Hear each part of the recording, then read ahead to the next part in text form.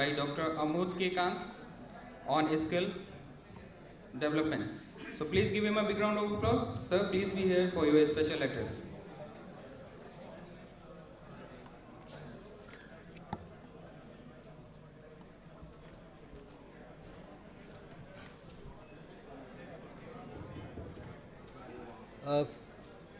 Friends who are inside inside the hall and friends who are listening to me outside the hall. Part of it I have brought myself here in this session because I was supposed to be in the other session with my old colleagues like Padma, who is around, and others. Well, there was something in the family and I have to proceed to Patna for an emergency, and that's why probably I'm here. In any case, I was supposed to be here at 11:30 because there was a program at 11:30 to 12:30. That was my session. Well, the subject, it's generally about employability, skills and education, because the entire conference is on education. People like me, when they come on dais, when we participate in any program, inevitably we discuss and share our own experience. And my experience is very weird. My experience is very different from many of you sitting here. In fact, I don't look at the entire issue of employability or skilling or education from the point of view of the academicians. The academicians, I know plenty of participants in this program are academicians. They are vice chancellors, very erudite scholars. They are the storehouse of knowledge. They have huge experience in teaching and learning, and I wish I could be here to learn something more. But then my experience is very different. And since I am standing here in my capacity as the chairman of Domestic Worker Sector Skill Council, I would like to talk about that first and take you back to my other experience, which was of course not so disconnected. See, it's a body, Domestic Worker Sector Skill Council. This particular body was created by Ministry of Skill and Entrepreneurship, and partly by International Labour Organization, who approached me to help in creating this body, and Ministry of Labour and Employment, which also was party to it. And this body is one of these sector skill councils, as you know. You must have heard about the formation, the entire ecosystem of skilling in India, which is now headed by a minister and a ministry, Ministry of Skill Development. And then, of course, there is a body called National Skill Development Authority, which controls on behalf of ministry now. There is a body called National Skill Development Corporation, which is a company, all right, but practically it is working like the secretariat and the functional unit of the ministry.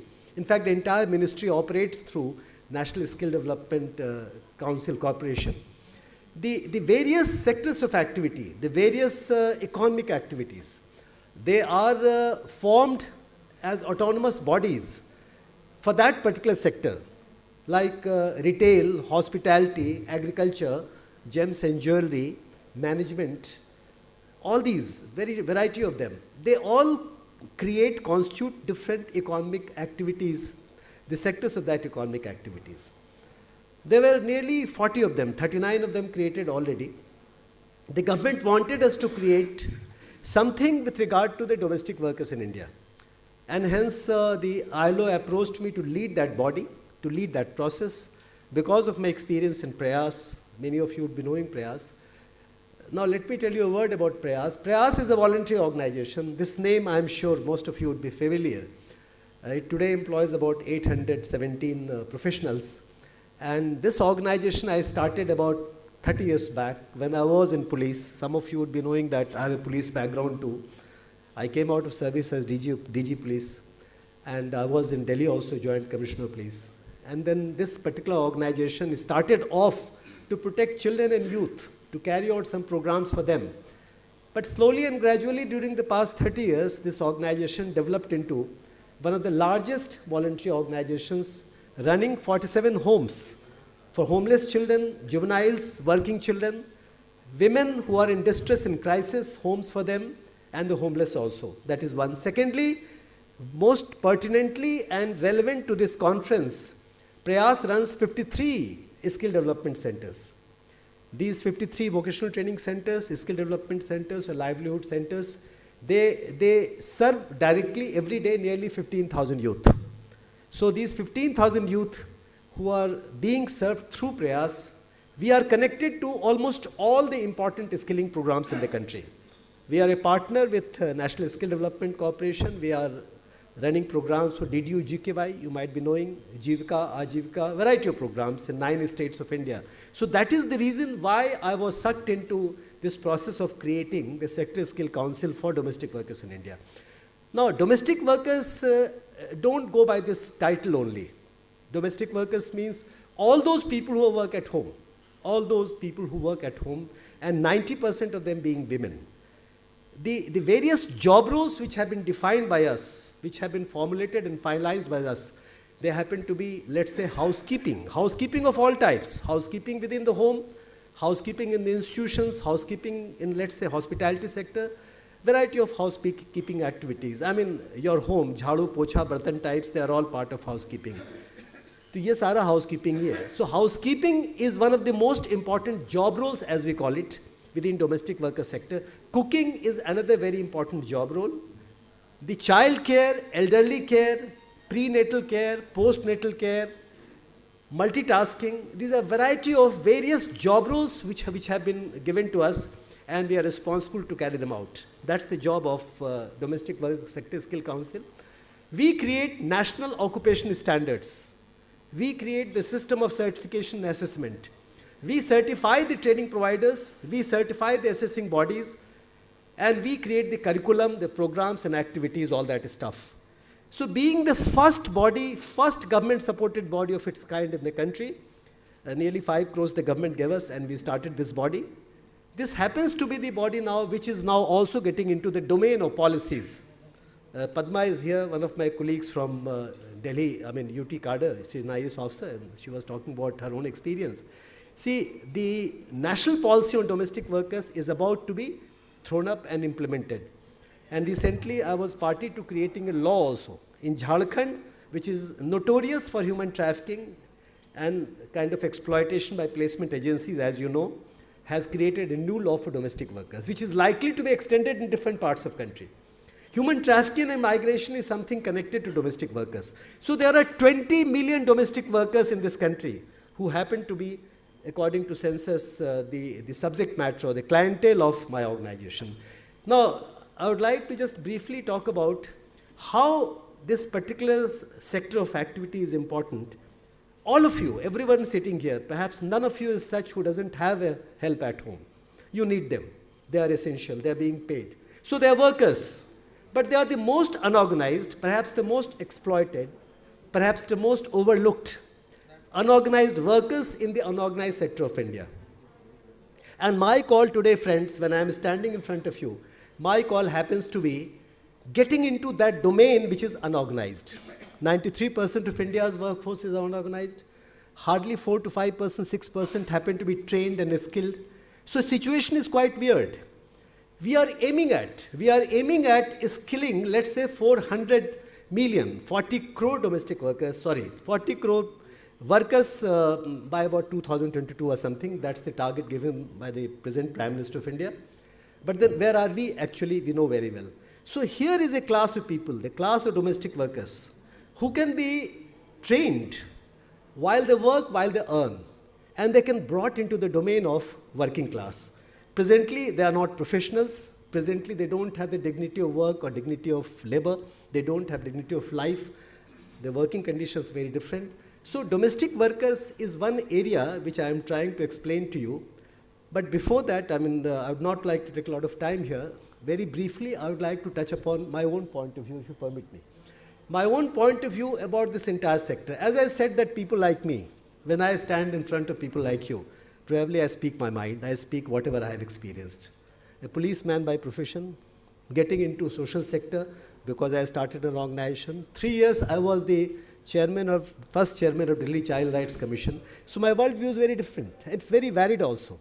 So that varied kind of worldview, when I apply to a situation like this, my understanding of skilling, my understanding of employability, my understanding of education is very different perhaps. Very different compared to at least those who are in the pedagogy. I am not a pedagogue. I'm no one who should be getting in that area. I would like to dwell upon a situation where we are able to combine education with skills. We are able to combine skill with employability. We are able to combine industry or any kind of goods and services being created with certain kind of productive activity and employability. I very strongly feel about it, and I got the answer while I went to China to study this issue a couple of months back, that there is a huge connect in India between education, employability and skills. All of you know, I am not telling something new. There is a huge connect also between the community, the people at large, and their participation in the economic activity in organized fashion. Unorganized way, all of us participate, 93% unorganized economy. But then when it comes to creating a nexus between the community from where the people come for employability and the industry and the economic activity, there appears to be disconnect. In fact, I come from very small places. I studied in Bihar in very small colleges and schools. When I go back to my college now, higher education, I am surprised. Most of the colleges in Bihar, UP and other states, where on the rolls they have got 5,000 students, actually not even 500 come. You know it very well. If they have got, let's say, sanctioned strength of 150 teachers, you will find hardly 20 or 30. That's the position my colleges where I studied in Bihar, for example. This is the situation of higher education. And the education as a whole does not cater to either skilling or employability. It doesn't prepare people for any kind of work also. That's the challenge. This entire conference, I know, is for that reason. My experience, friends, is entirely from the ground, from where I work, from where I lead people. And that really brings me to the same situation as you talk about it here. I'm only talking about it, that there are processes which have been brought into action. This entire skilling ecosystem today, through the different types of training providers, assessing bodies or standards being created are very valid. But then there is one huge requirement, the voluntary organizations or the private bodies, not only those who are in industry, but non-industrial private bodies, the voluntary organizations, 3.5 million, you know it very well. India has got 3.5 million registered voluntary organizations. They should also come in the fray. They should also join this process. When we join this process, only then we can create the real connect between community, the people at large, education, skilling, industry, and the economic activity. That's what we are for. Thank you very much. Thank you. I'm sorry I've taken somebody's time. Thank you.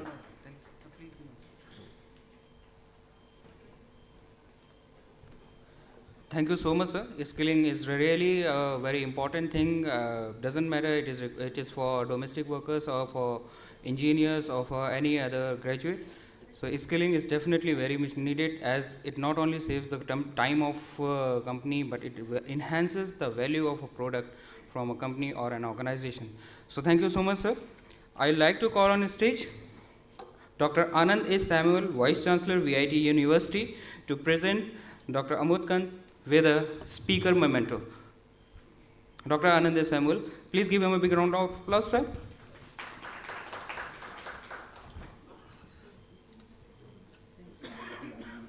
Thank you, sir. Thank you.